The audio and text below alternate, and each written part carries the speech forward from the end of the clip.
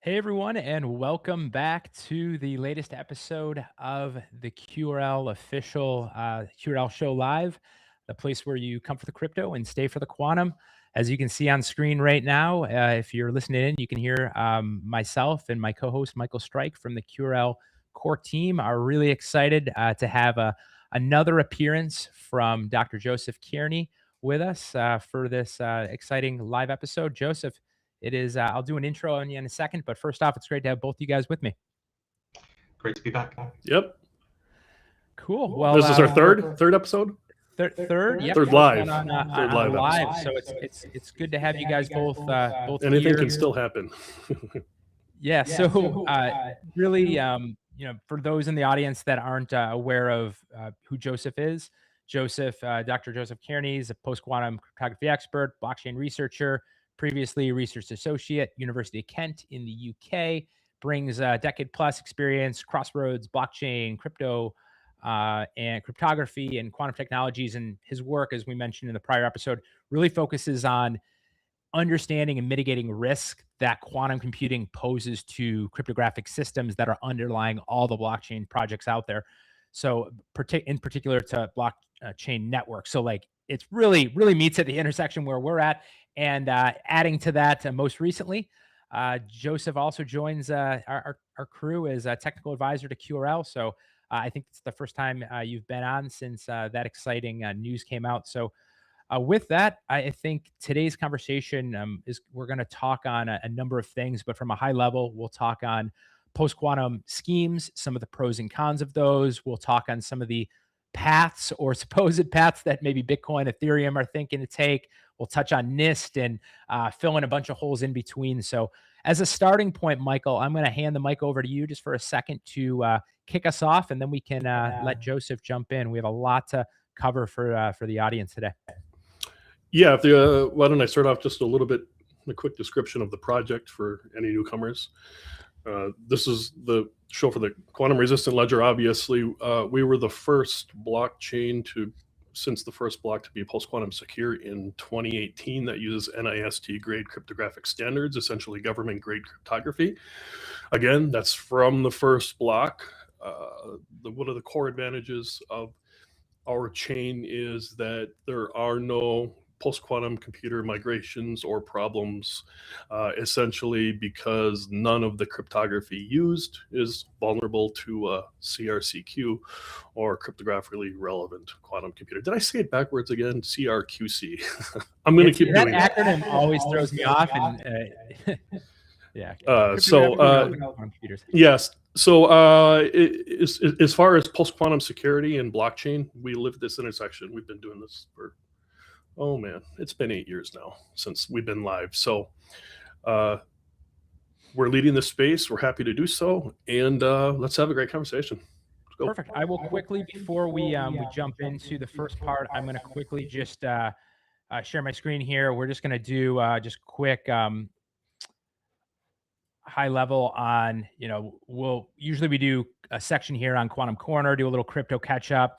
We'll do a Q&A as we get a little further. Quantum AnRamp is kind of like, hey, what are the best ways to, get involved in the project if you want.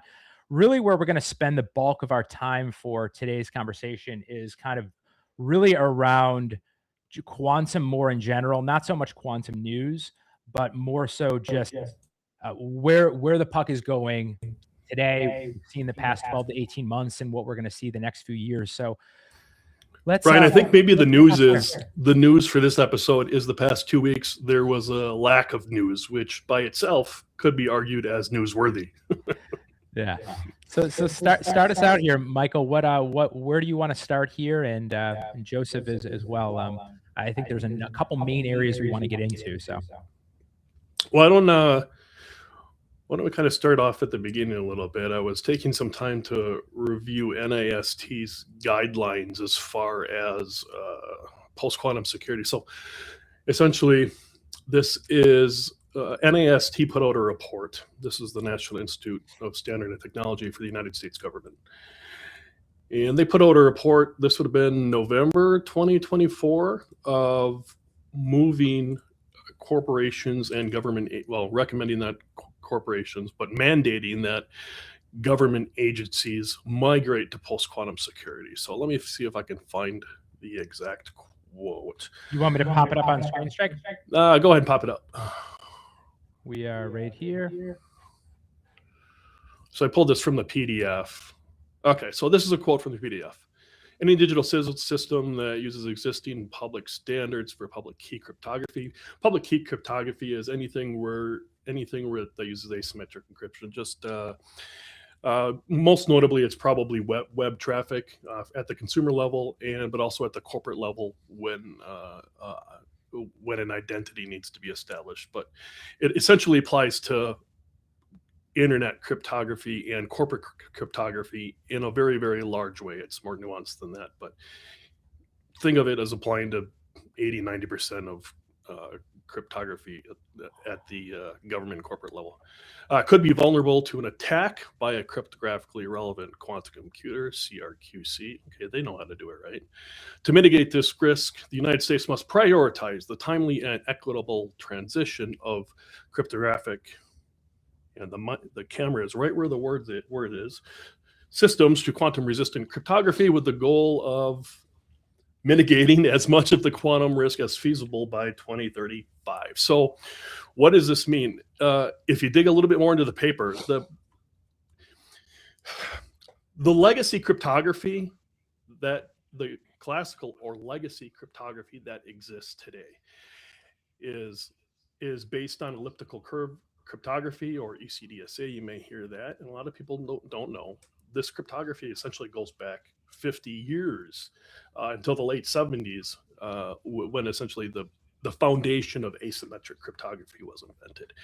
And it's only until now there's been many iterations, but the factorization, the math behind it, is essentially the same, with the bit lengths increasing over time. So what the issue is that a cryptographically relevant quantum computer has the potential to take what would be a public key and then derive a private secret key. And that's really just as simple as it is. And that applies to Bitcoin.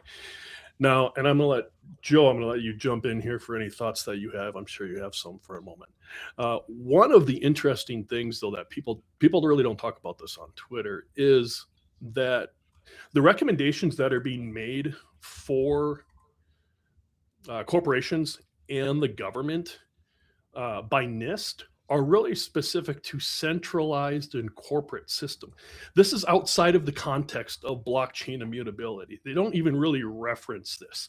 And upgrading, I have an IT background where I've for about 20 years, and one of the advantages over a centralized system, like we'll call it a bank, a IPsec tunnel, or setting up certificates that point to a firewall or certificate server, all of these are centralized systems. However, Bitcoin, when it was introduced, one of its innovative features was its immutability.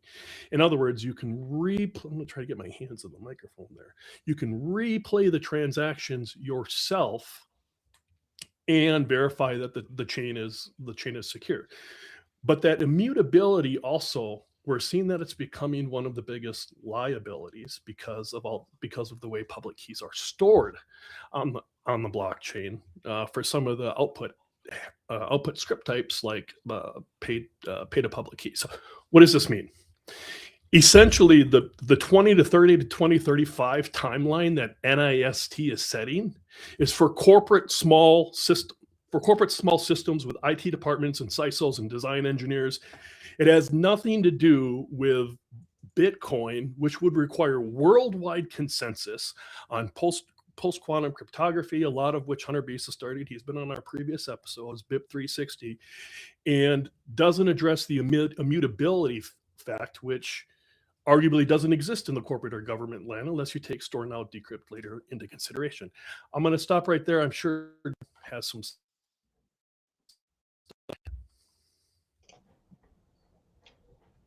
Yeah, just to jump onto that.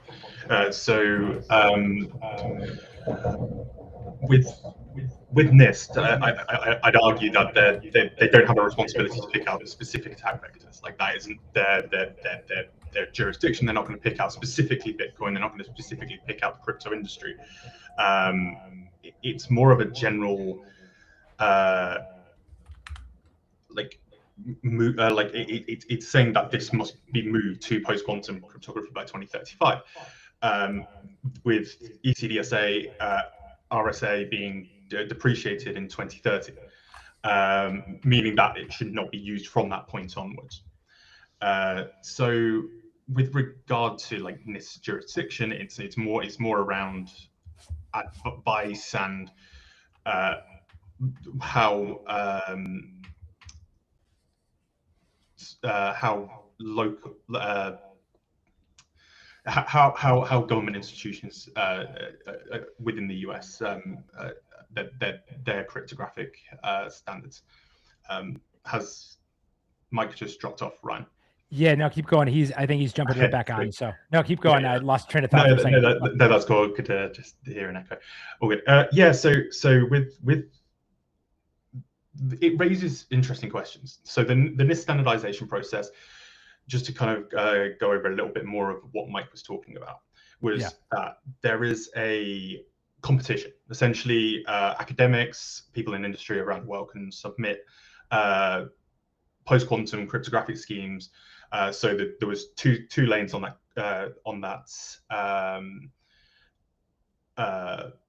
competition. The first one being asymmetric encryption, digital signatures, essentially. So that is thing, and that's brought out schemes such as FNDSA, which isn't actually standardized yet. That's critical. That'll be something that I'm sure we'll carry on discussing a little bit later. And MLDSA and SLHDSA. They're also known as Falcon, Sphinx, and Crystal's dilithium. The other swim lane was the key encapsulation mechanism.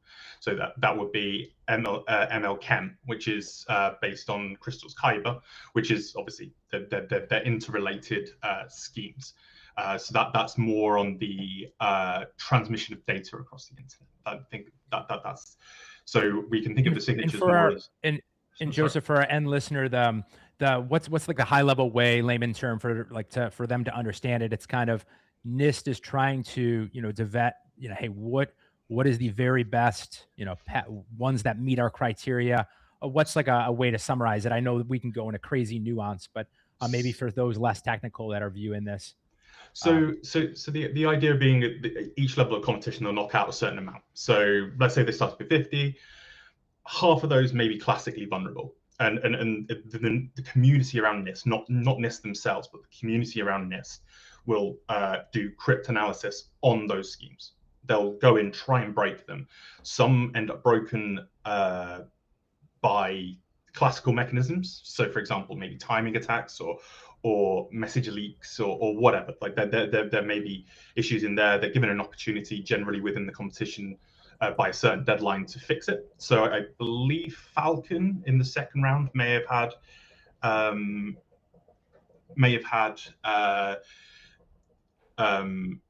issues. I believe there was a paper around that came out that found some vulnerabilities, but they were fixed. It's one of the reasons that Falcon now isn't standardized yet. That's partially due to the difficulty of implementation. As someone that's tried to implement it, I've recently been working on that. It's the floating point numbers that they're incredibly difficult to implement at a high level.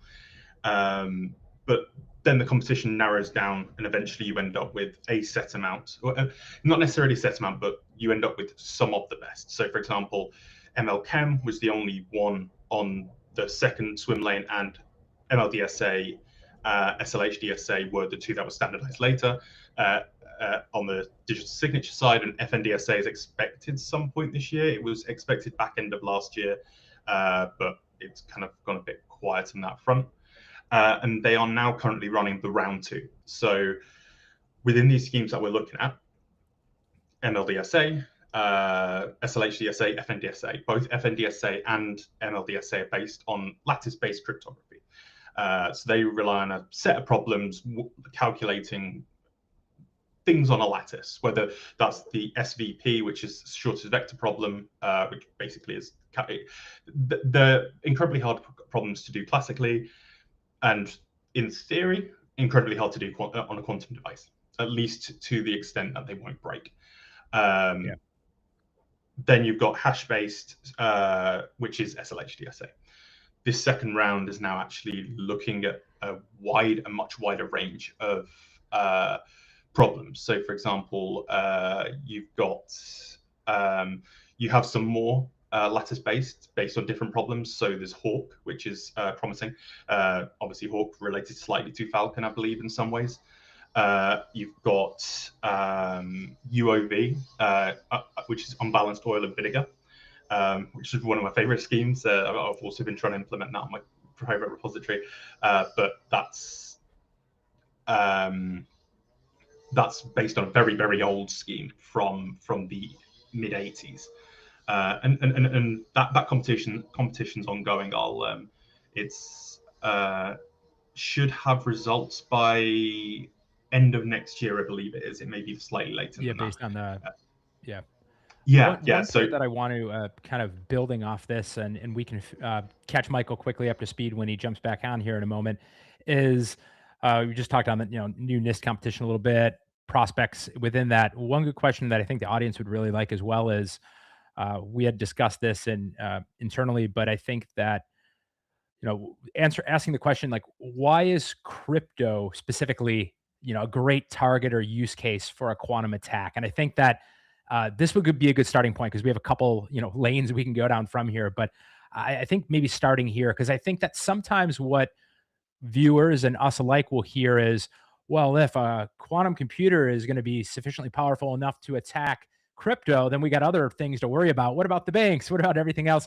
Let's first, before going into that whole thing, I think maybe to start out with why crypto specifically, or blockchain industry and the projects within it that are quantum vulnerable, and why are they a great target for a potential quantum attack as we get to see cryptographically relevant quantum computers. Let's start there. Absolutely. So I do apologize if you can hear a bit of construction noise in the background. No problem. All good. Cool.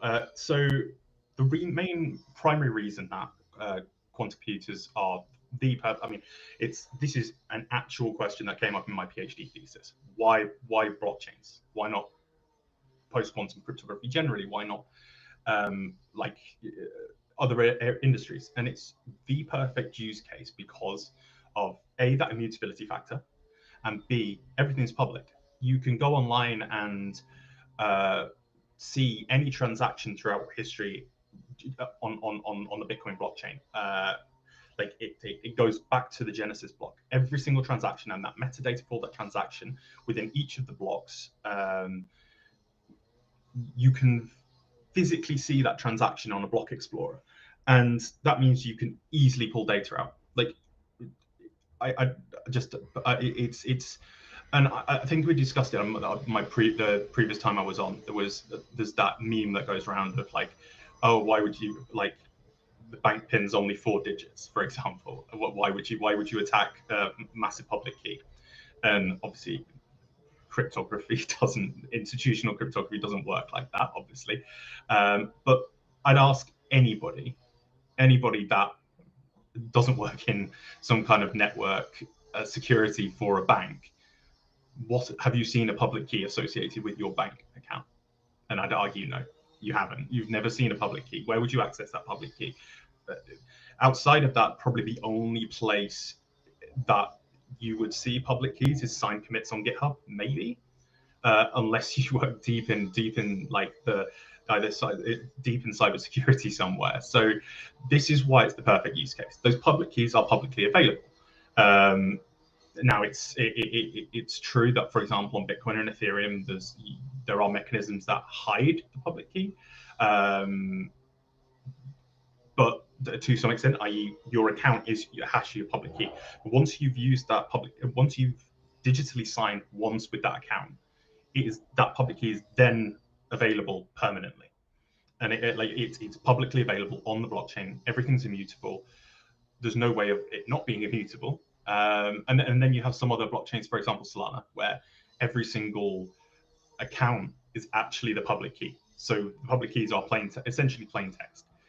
And that's the main reason why blockchains are the perfect use case.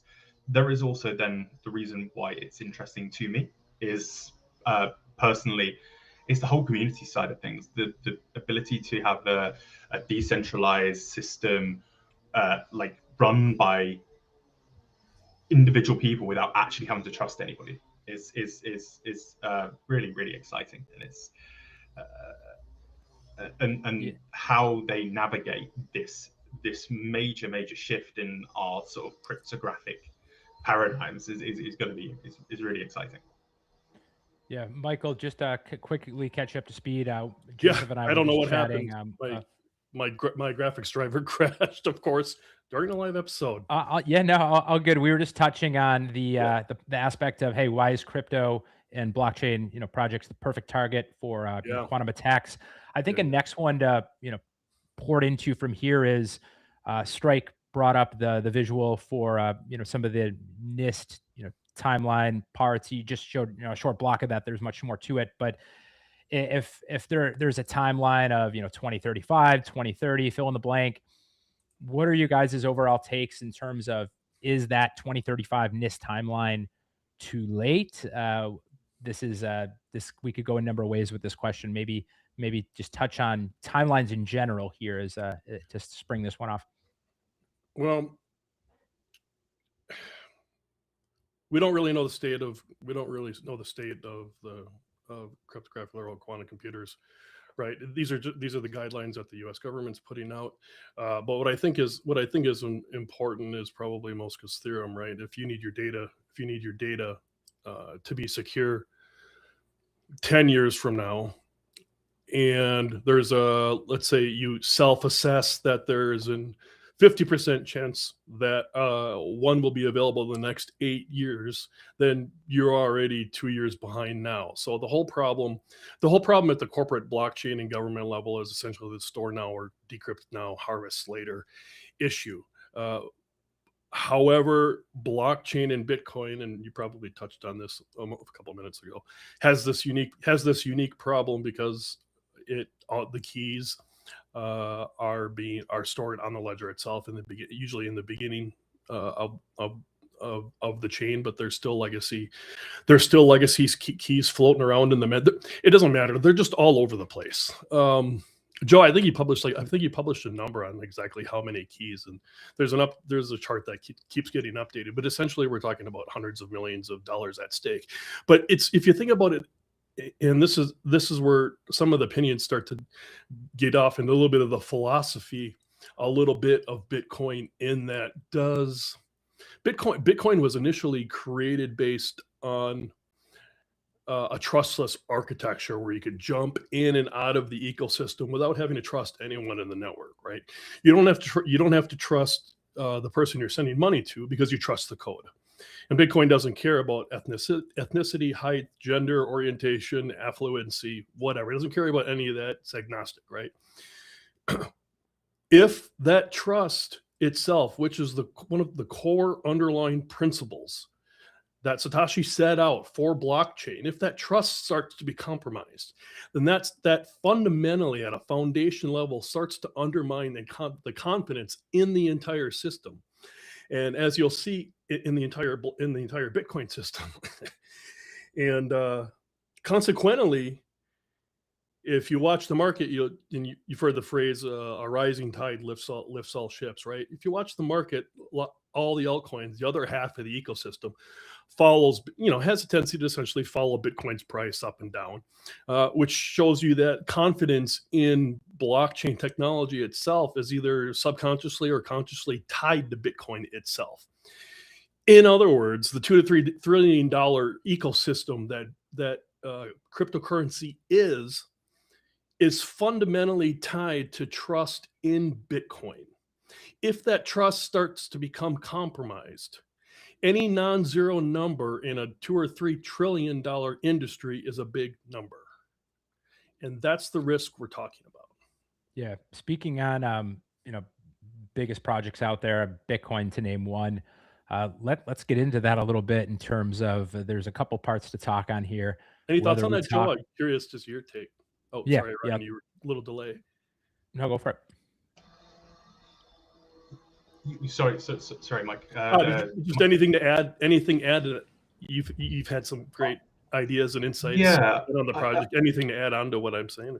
I'd completely agree with you. Like I think whether it's for better or for worse, if we're talking purely about price, Bitcoin, generally the market follows in some way as a whole. And at the end of the day, if it makes up $2 trillion of the $3 trillion market cap, it has to be like any potential security issues have to be paid attention to. I think we're at the beginning of that. There is that like start of this actually being discussed properly. I think actually, to be honest, it probably started about this time last year. When actually this was being talked about by other people on Twitter. I mean, I was before that there was me, my supervisor, and QRL were the only three that were going on about this regularly.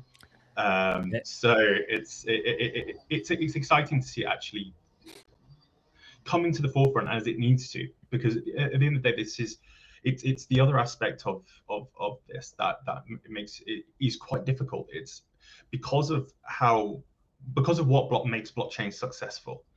It also makes them incredibly difficult to perform this upgrade.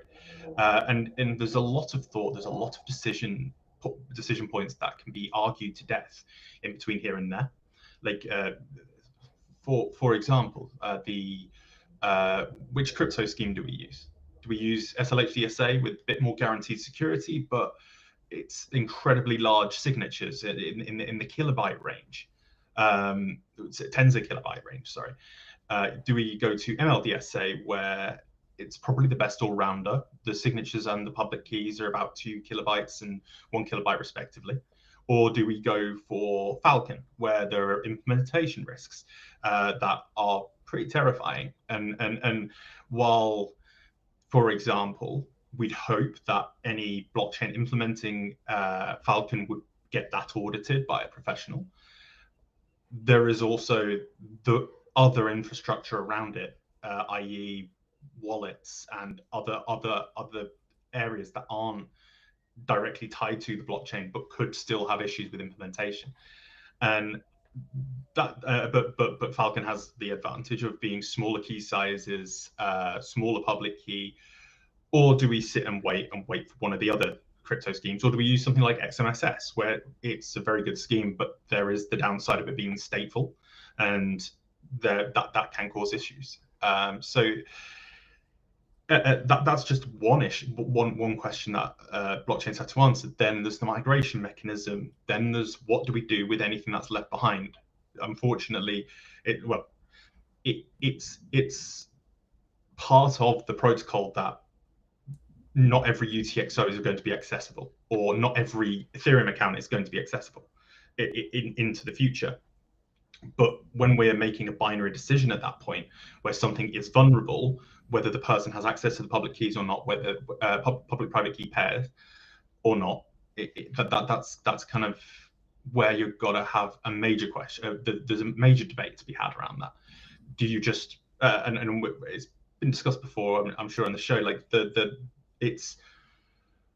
do you block every UTXO after a certain block height?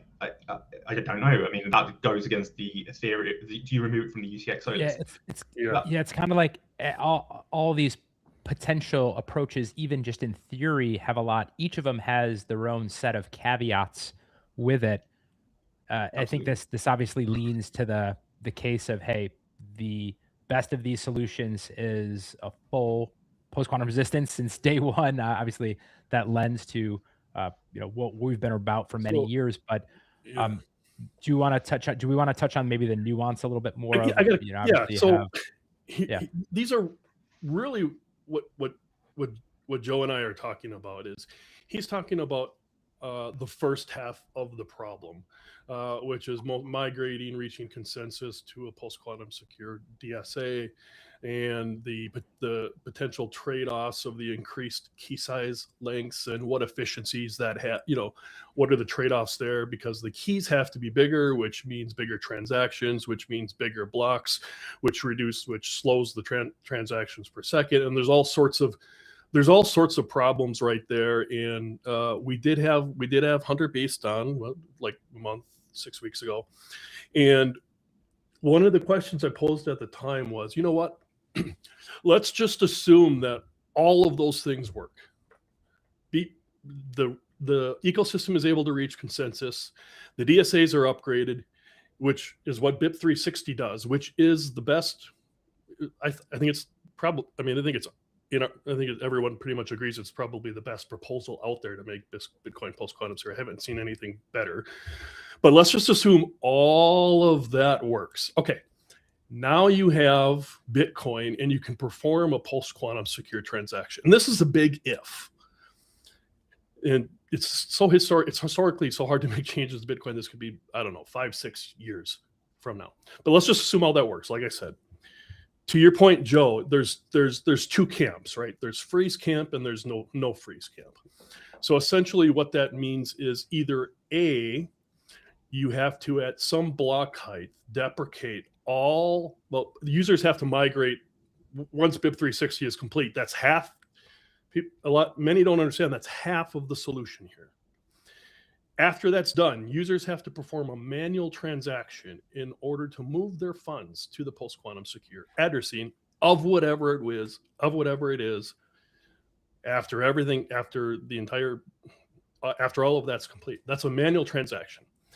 And then at some point you need to reach a consensus arbitrarily or consensusly arbitrarily. If that's even, I don't know how that works, but at some block height, do you disable the old DSAs? And if you disable the old DSAs, then you're essentially you're essentially creating winners and losers of the people that didn't migrate in time, because I think it's a well-known fact, at least I hope it is, that not all of the Bitcoin will be migrated. It's essentially impossible for so many different reasons. So do you freeze the users out and raise questions as to property ownership and their, whether or not they actually ever had Bitcoin in the new version, Bitcoin 2.0 or whatever? Or do you leave the DSAs open and essentially allow nature to take its course and leave yourself vulnerable to cryptographically relevant quantum computer? The second option seems a little obtuse, because that's why you started the upgrade in the first place. The third option that I've written about is, and this is what I think will actually happen. I could be wrong. Is multiple forks. Multiple forks of Bitcoin are allowed under Nakamoto consensus. Bitcoin Cash is popular, BCH, that's still available, right? And a lot of people are adhering to that ideology. But if Bitcoin were to fork today, think about like all the financial derivatives and assets and things that are tied to it, where EFTs, things like that would essentially have to split and choose it would cause financial chaos. So ultimately, I don't see this problem as solvable. Certainly not in a purist form. It's not solvable. And I don't see it solvable in a clean form. The only way out is dirty. But Joe, go ahead. I agree. There is issues there. On the fork point, potentially, I don't see. I could see it becoming very tribal, potentially. Like in what way? I mean, then you get the fork. I mean, or do nothing, then you get the fork, right? Do nothing.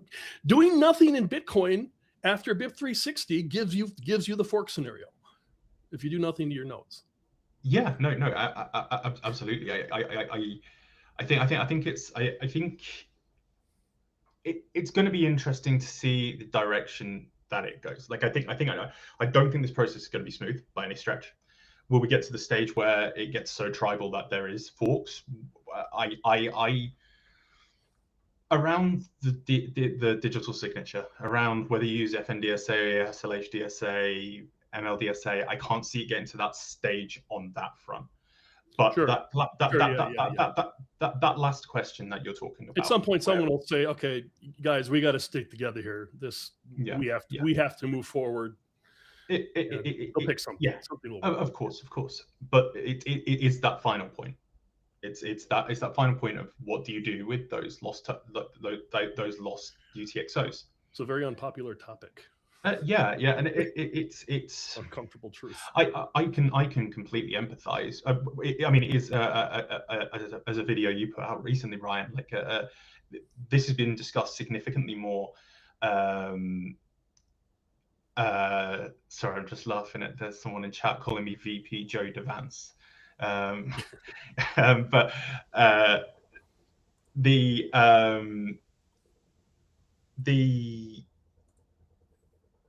difficulty of that question is astounding. Like it's not something that I envy the Bitcoin core devs, BIP360 guys, all of them to solve, because it's not for me to solve. I am not a core member of the Bitcoin community. I write papers about Bitcoin and post-quantum, but this is a social question, and it's almost a question about the ethos of what is Bitcoin and what is Bitcoin ownership. And I think that's the a really interesting sort of. It's going to be very very interesting, like from an outside point looking in. Hopefully they're Bitcoin holder. Okay. Yeah. Half joke. I personally don't see a clean way out. Yeah. You see dirty ways out. Ryan, why don't you put us back on track here? Yeah, no, I was muted for 2 seconds, so we were both talking at the same time. But one part that I really, as Joseph just alluded to, and we brought this up in a recent live show in terms of this, and then I had an individual episode on it, which is the accelerating attention of quantum in the Bitcoin dev mailing list. So, like for those that didn't see that, essentially, the Bitcoin dev mailing list is the place where Bitcoin core developers and come together, they congregate and put forth proposals, discussion, upgrades, chatting on the latest. It's a bit more alpha than the stuff you'd see on Twitter X. And if you look at the activity over the course of the last 10 years, there's a strong window from about 2024 and earlier than that, where quantum is mentioned very occasionally here and there. And then at the end of 2024 up through most months until present day in 2026, conversation around that is definitely amplified. Obviously, we had a great guest, friend of the show, Hunter Beast, which obviously BIP360 that's involved in there. But it's just overall, you have Bitcoin developers that are discussing the quantum threat, what they potentially are going to do about it. And the important high level part to look at here is it's gone from a discussion of something that was dismissed or thought of to be 10, 15, 20 years out to something that people are taking more seriously in the room where it's happening for that particular project. And this is not just isolated to Bitcoin.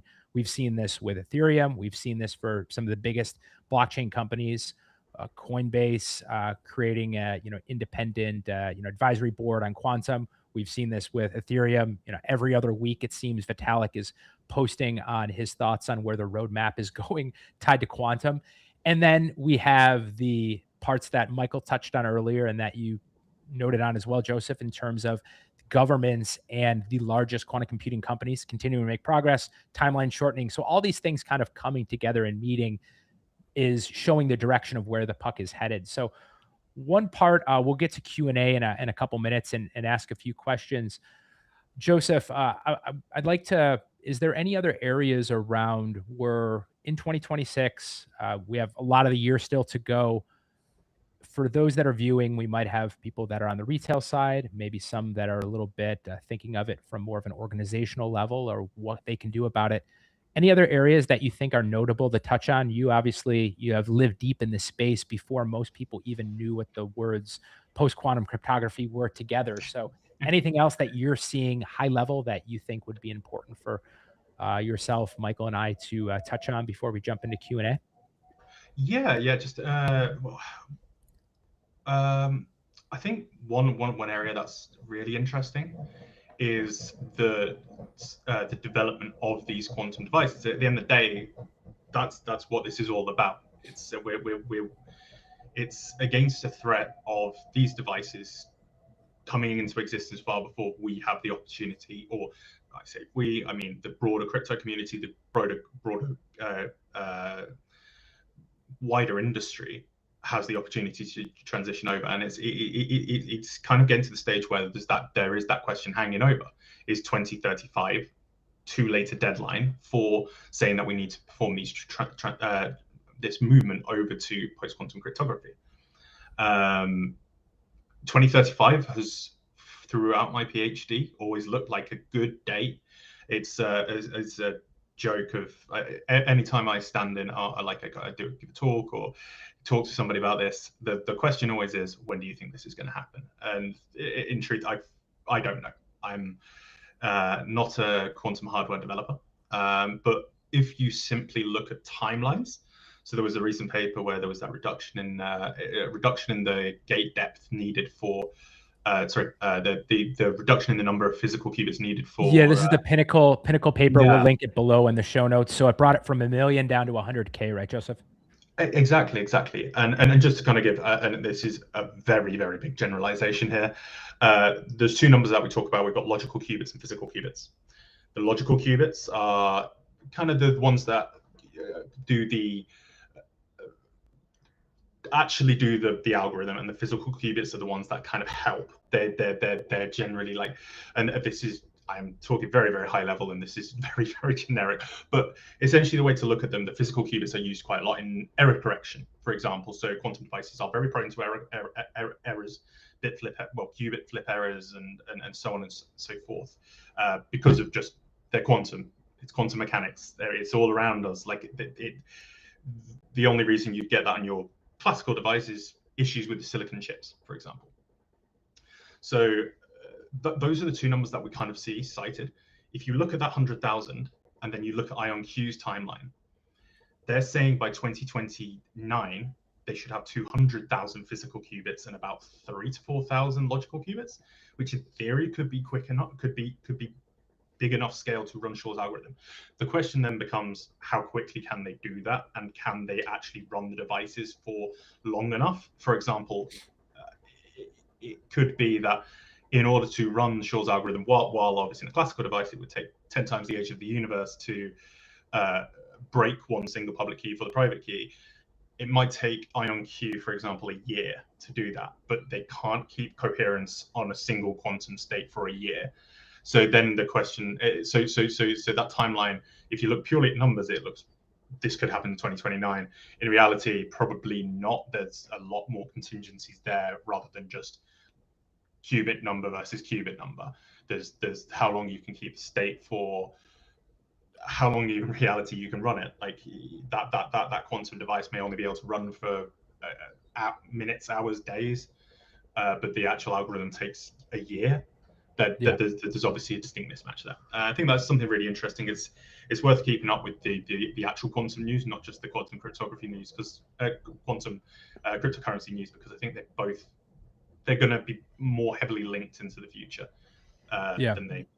One important note, those for viewers to really, I'm very summing this part up, but one important part when you're thinking about timelines is when a timeline is given, whether it's from like IonQ roadmap of when they think they're going to make XYZ progress.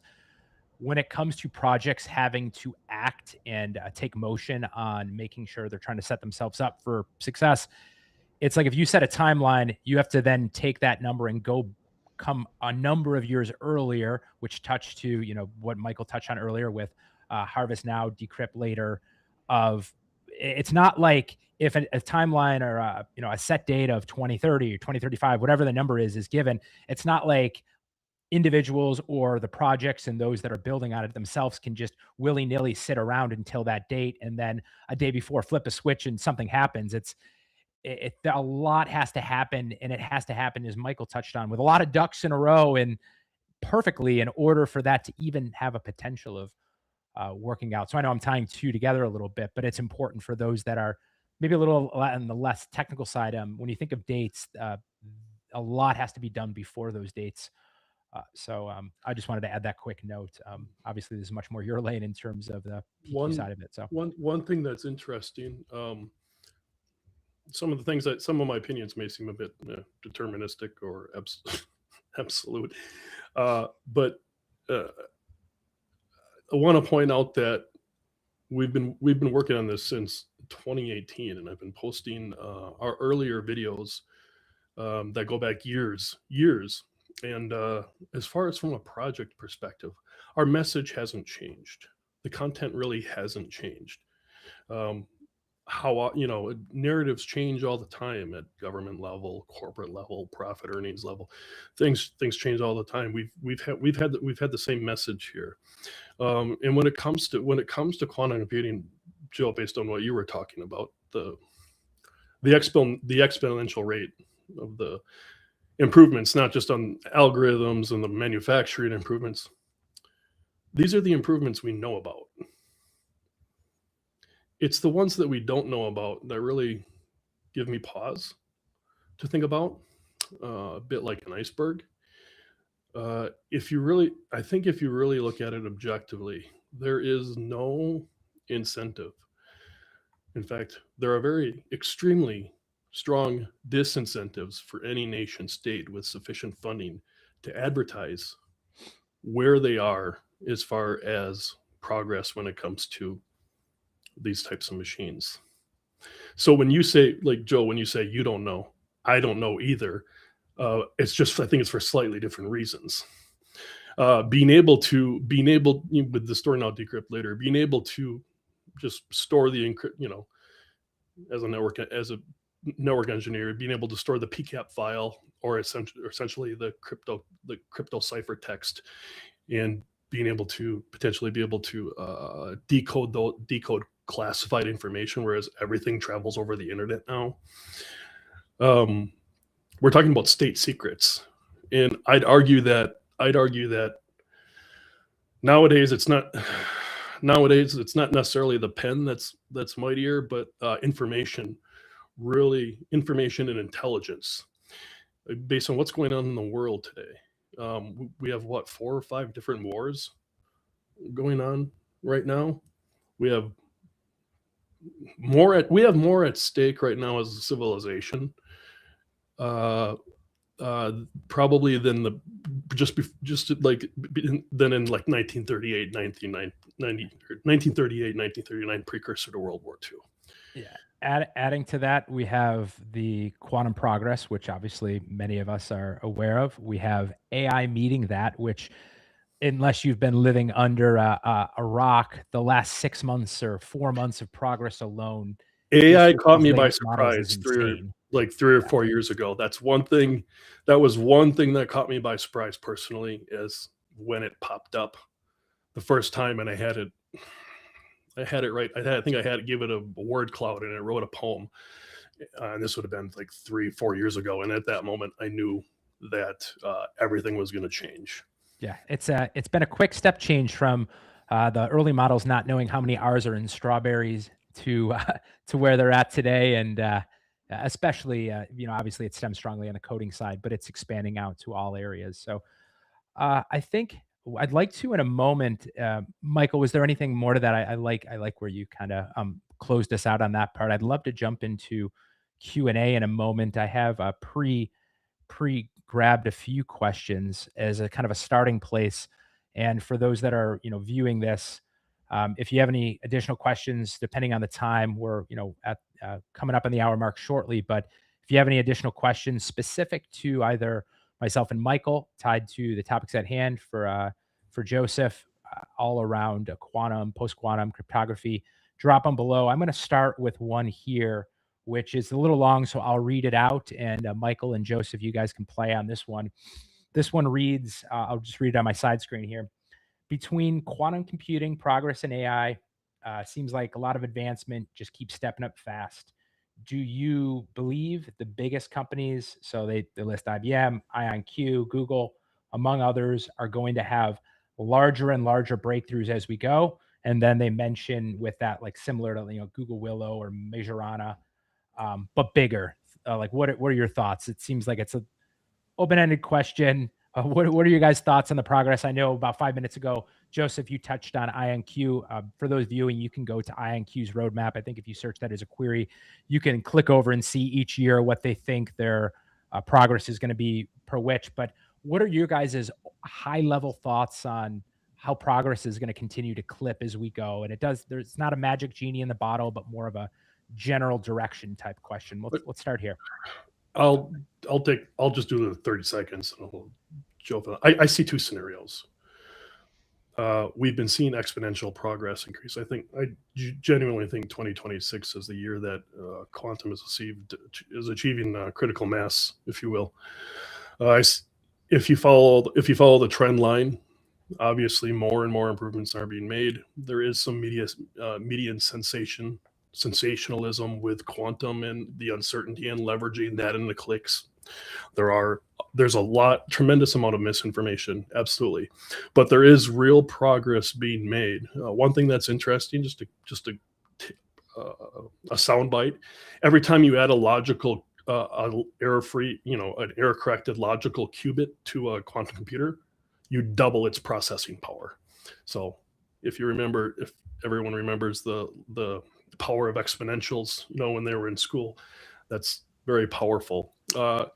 I see either A, progress continue to improve on an exponential scale, or I see B, it reaches some point and then everything suddenly stops, and there's a problem in which the universe is preventing us from solving that nobody ever anticipated. Just my opinion. But at the same time, I don't think that necessarily, I do not think that negates the reason for going post-quantum secure, because just simply because of the risk exposure. You still have to, even if you could look, I think 3 to 5 years in the future. But Joe, what do you think? So my view, I completely agree with what you said, Mike. Like it's going to be interesting to see how many breakthroughs and in what direction. More specifically, it's going to be interesting to see which quantum infrastructures make breakthroughs. So just for the watchers of this, like IonQ, Google, Alice and Bob, D-Wave are not making the same types of quantum computer. They're all making individual different types based on different quantum mechanical processes. So, for example, IonQ is cold ion.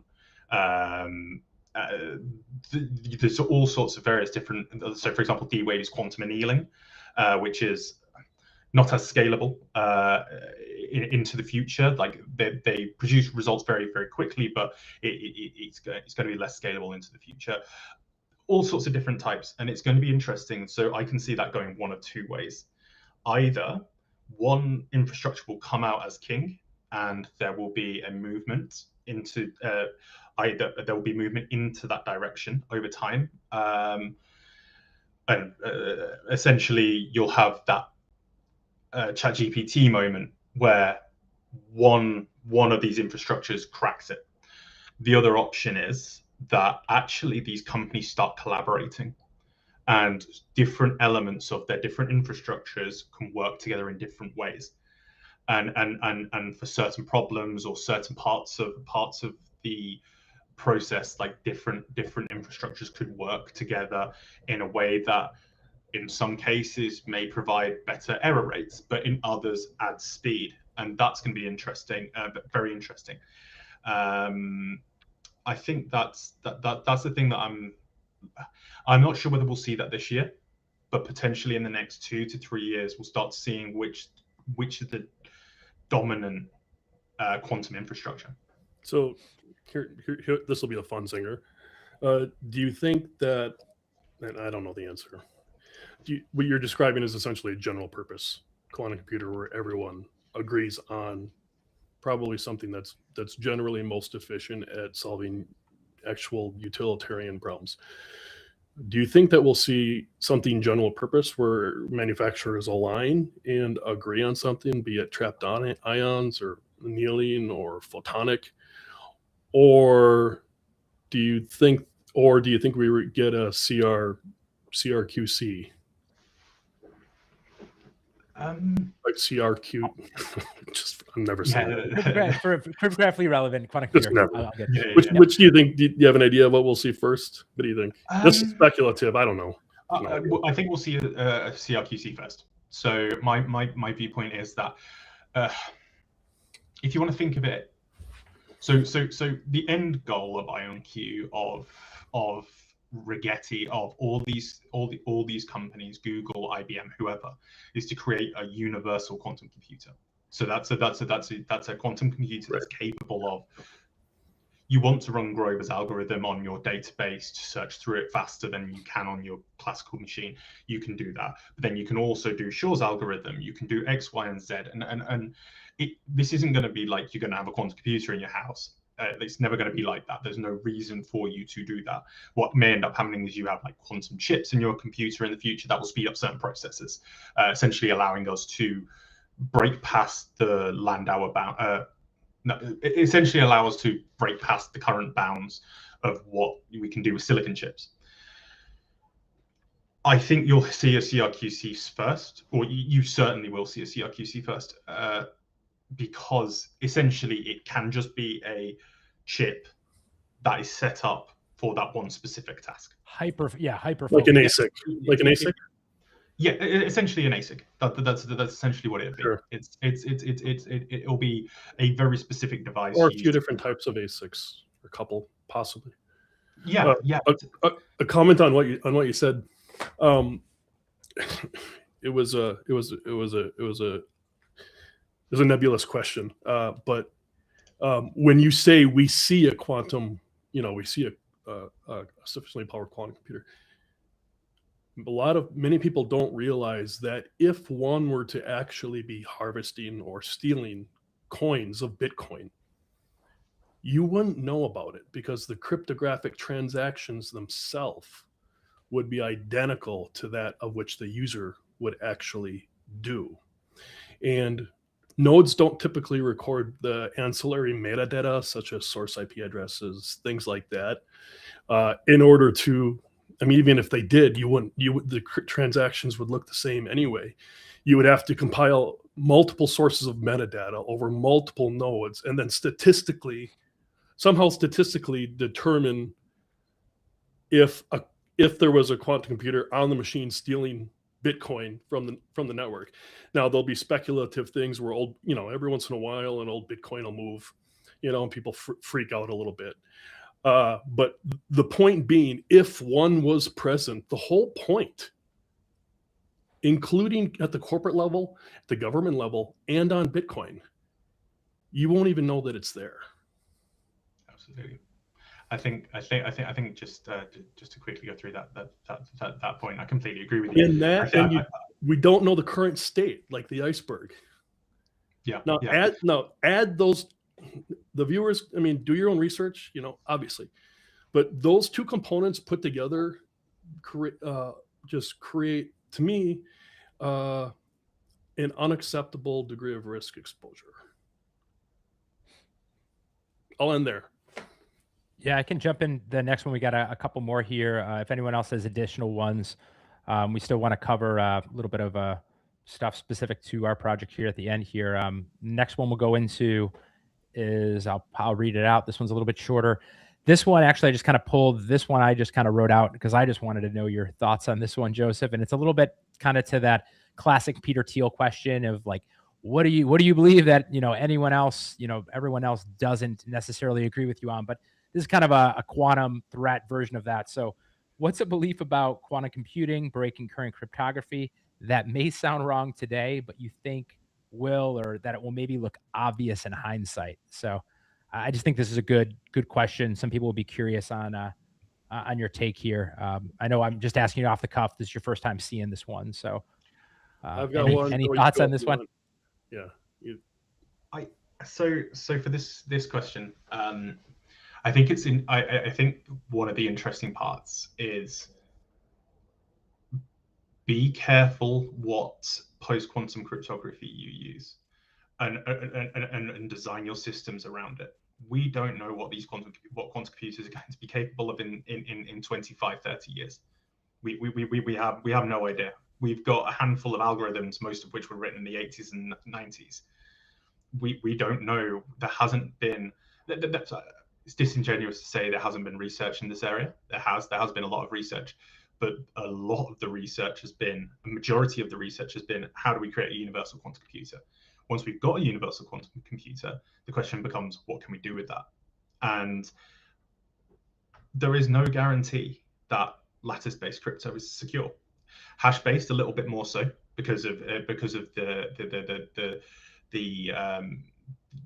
underlying problem that it relies upon. But we don't know for certain that lattice-based crypto is secure into the future. I mean, to go a little bit too philosophical, I mean, we don't know for a fact that P does not equal NP, meaning that all cryptography is solvable in polynomial time, meaning that all cryptography, there is an algorithm that can solve it trivially. We don't know that. It's unlikely, highly unlikely. There's been a lot of research done into it. It's one of these outstanding questions that if you answer it, you'll get yourself a Nobel Prize. But it's I think that's probably my belief is we need to take what's happening. I don't want to say like what's happening now, like it's not happening yet, but this transition process is going to be difficult. It's going to be both socially difficult and technologically difficult. We've got to take lessons now so that this doesn't happen again into the future. I think that's the critical element. We may get 50, 60 years down the line and it's formally proven that lattice-based crypto. I don't mean to sort of FUD on lattice-based crypto by any stretch, because it's good. It's the best option we have. I agree. It's the best. It's just the best that we have. Ryan, can you jump back to the question for a second? You're on mute, Ryan. Yeah, no, I'm muted for a second. I was just going to say, to give some comfort for those viewing, if you're watching this content, if you're already kind of down the rabbit hole of trying to understand and learn a bit more, you're already trying to watch where the puck is going. So adding just to what Joseph said, we don't necessarily, we don't have a magic, genie to know exactly where things are going, but just being aware of that is a first step. Michael, anything to add to that one? The question on, Joe, I agree. I agree with you. Jump back to the question for a second, because I'm old and I forgot what it was, but I had. Yeah, I'll jump back. Belief quantum computing breaking current cryptography. That may sound wrong today, but you think might look obvious in hindsight. So there's, without getting in specific companies or organizations, two things. Number one is there's a narrative floating around with a lot of people that are deeply invested, a lot of corporations, a lot of centralized organizations that are deeply invested into crypto, and their business model, their livelihood, if you will, is tied to essentially the price of Bitcoin. And if you watch the narratives, and I can think of three large corporations, the narrative is Bitcoin's not a problem. Bitcoin will be fine, but we're going to build an entire advisory team to make sure that it goes, smoothly. And it's open for interpretation. Personally, I find some variability in how what's said and what's actually done and the reasons behind it. But I'll leave that up to the audience to decide, exactly what they think or what I mean on it. Also, a lot regarding upgrade, specific to the context of Bitcoin, upgrading to post-quantum security, there's a narrative of, the phrase is be prepared, not scared. And a lot of people that I respect, say this, and it's designed, not to create fear, which is a good thing. Nobody wants to create a panic. We're not here for that. We just want to talk the facts. But I don't see a solution to this, because there are no absolutes, and be prepared, not scared, in the context of Bitcoin, is only talking about 50% of a final solution, the rest of which is unknown and doesn't have a solution for. I didn't bring it up before, but there are solutions like time delayed transactions and things like that that can help like giving preferential treatment to certain transactions over other none of these really truly solve the problem, though. You still have the same problems at the end of the day. So that would be my take. Yeah. I'm going to jump. We got one question here, which I think we kind of covered this one throughout the episode on a number of mentions, but this one is just, I'll read it out. What signals or milestones should retail investors watch for that would indicate it's time for them to take the quantum threat seriously? We've answered this one throughout the conversation. Anything to the at least 6 years, actually, but go ahead. What, Michael? I was just saying, this is a question we've answered for 6 years, but Joe, go ahead, please. I was just going to say it's potentially the noise about this. This is something that's really come in the last year. As I said, it's been me and QRL shouting about this for the last 8 years, 9 years, and then obviously within the last year, it's all come to a head, and it's natural because this is intrinsically linked to what IonQ, Google, Honeywell, whichever quantum company you name. It's intrinsically linked that the quantum news is getting more popular. It is getting more press, and that is leading to more fear and uncertainty within the cryptocurrency space because it is a prime target.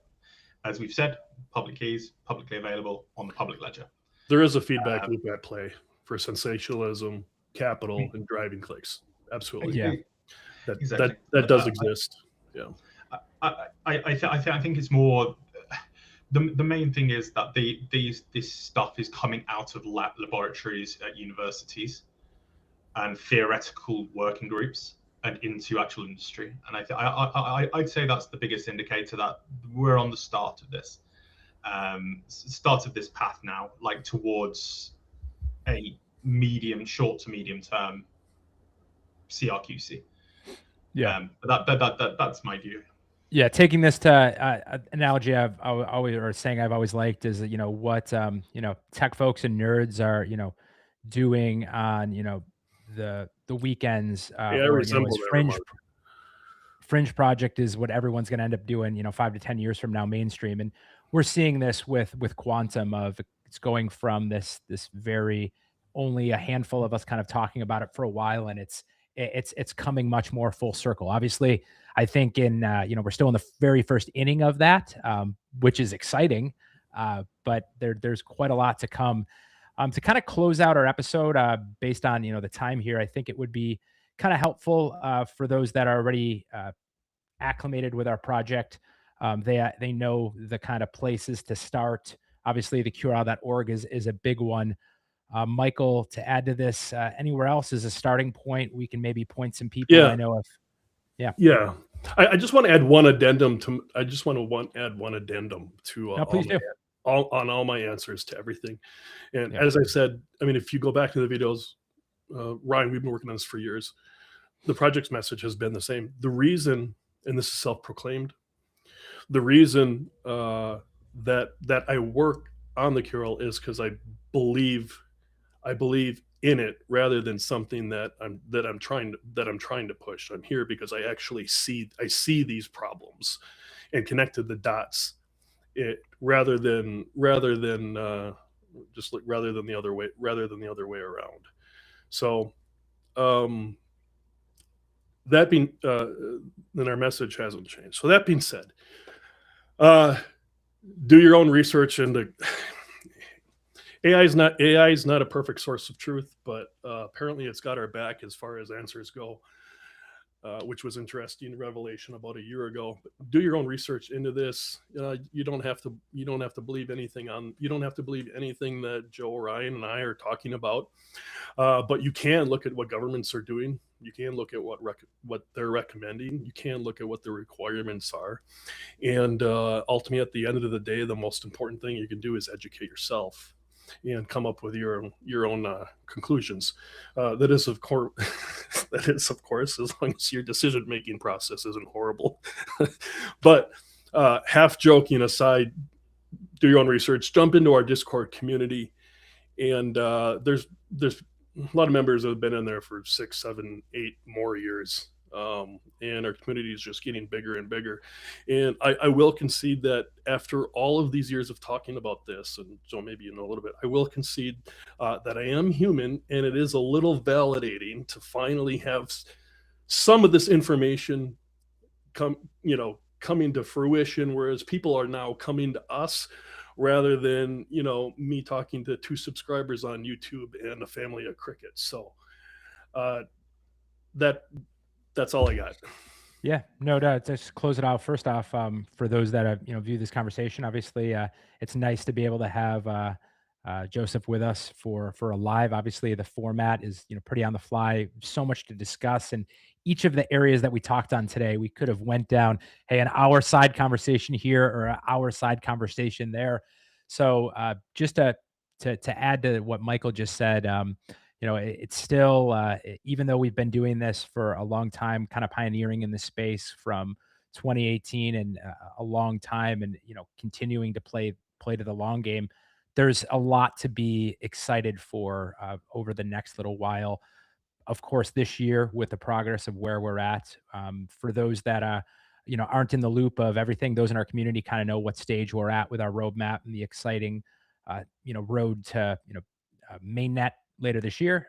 But really for just the general direction of where things are going, there's a lot to be excited about, and we're going to continue drumming, beating to that drum. And, all those things are going to kind of come together. So, hey, Ryan, while I got the opportunity too, I just want to give a shout out to our community that's been there for so long now that I think about it. Without the community support and them helping push the ideas and the concepts at this deep rabbit hole of intersection of blockchain and quantum computing, it would make my job a lot harder if we didn't have other people that were supportive and had the same opinion. So just and to add to that, to our community members. Thanks. Yeah, guys. no, please. And to adding to that as well, one of the things that for those community members as well, you've been in a similar boat to us of, we were at, if we were at a conference or an event a half decade ago and talking about quantum, people would kind of look at us like we got, 3 eyes, and they're like kind of looking at us weird, or, oh, these guys are just funny. And those community members, those that have been advocating for our project, you've similarly in a digital way probably gotten a lot of pushback from others as well of you're just fudding this project. But I hope that you're bearing the fruits of that as well, of you're starting to see people coming around to what you're advocating for as well. So similarly, tip of the hat as well, because the more you keep doing that, anyone can go back and see, wow, this person's been talking about quantum as well for 2 years, 4 years, 6 years, 8 years for some, and it's just beneficial. So just tip of the hat as well to the community. Joseph, as always, we have a lot of as Thanks, of late. Joseph. We're having great conversations internally, and thank you for bringing your expert knowledge. It's probably really fun, just as a cap off of this episode. It's probably really fun for you to see the evolution of post-quantum cryptography and interest. I know you touched on this at the beginning of this episode, but it going from a fringe idea to where it is now. Think about where it came from 2016 to today. Imagine where things are going to be at it, 5 years, 10 years from now. It's going to be exciting. So, okay. One last comment. If just having come from corporate IT, if you would have mentioned the word quantum at that point in time, and maybe brought it up as a concern or something like that, you would raise some eyebrows and potentially put your contract at risk. Yeah. Now, I mean, it's different now. CISOs are talking about this, of the ones that are looking ahead, and there are government mandates that have been put into place. So Yep. I hope this works out well for the world. Yeah. Well, just as a closing note, we appreciate you taking the time to join us, those in the community. Joseph, as always, this isn't your first appearance. It certainly won't be your last as we continue humming on stuff. For those in the community, keep up to date on our updates. We have exciting stuff upcoming. And until next episode, make sure, if you aren't already doing so, keep those digital assets post-quantum secure. And we will see you all soon. Thank you, Michael and Joseph. Cheers.